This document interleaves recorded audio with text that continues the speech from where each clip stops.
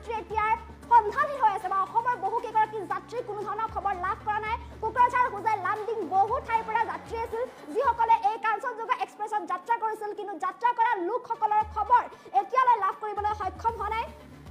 অসমৰ বিভিন্ন প্ৰান্তৰ পৰা যাত্ৰা কৰা যাত্ৰীসকলৰ খবৰ লাভ কৰা আত্মীয় যাৰ ফলত আত্মীয়ৰ মাজত হাহাকাৰ পৰিস্থিতি হৈছে লামডিঙৰ পৰা 45 গৰাকী যাত্ৰী যাত্ৰা কৰিছিল ৰেলত কিন্তু এতিয়ালৈ সেই বহু লোকৰ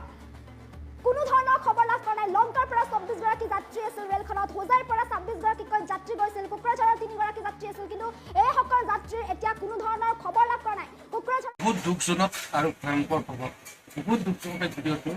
আপোনালোকক কৈছো আপোনালোকে গমে পাইছে যে ইতিমধ্যে যে ৰেল এক্সিডেণ্ট হৈছে বা ৰেল এক্সিডেণ্ট এনেকুৱা মানে ভয়ংকৰ এক্সিডেণ্ট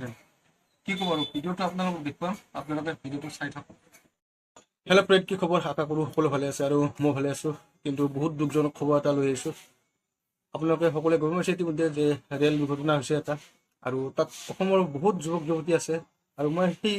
ভিডিঅ'টো আপোনালোকক দেখুৱাম ক্লিপটো আপোনালোকে ভিডিঅ'টো চাব শেষলৈকে আৰু হয়তো আপোনালোকে দেখিলে নিশ্চয় আপোনাৰো দুখ লাগিব আৰু এনেকুৱা ঘটনা অসমত প্ৰায় হৈয়ে থাকে আৰু এনেকুৱা ঘটনা যাতে নহয় ঈশ্বৰৰ ওচৰত তাকে কামনা কৰিছোঁ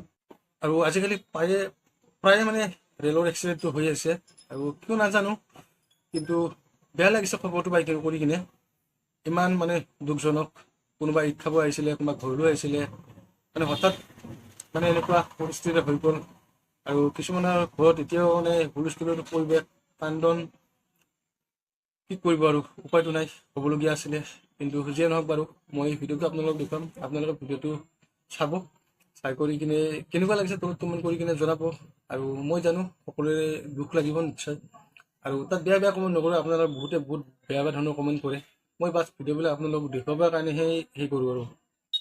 বেছি দেৰি নকৰোঁ ভিডিঅ'টো আপোনালোকক লগাই দিওঁ আপোনালোকে ভিডিঅ'টো চাওক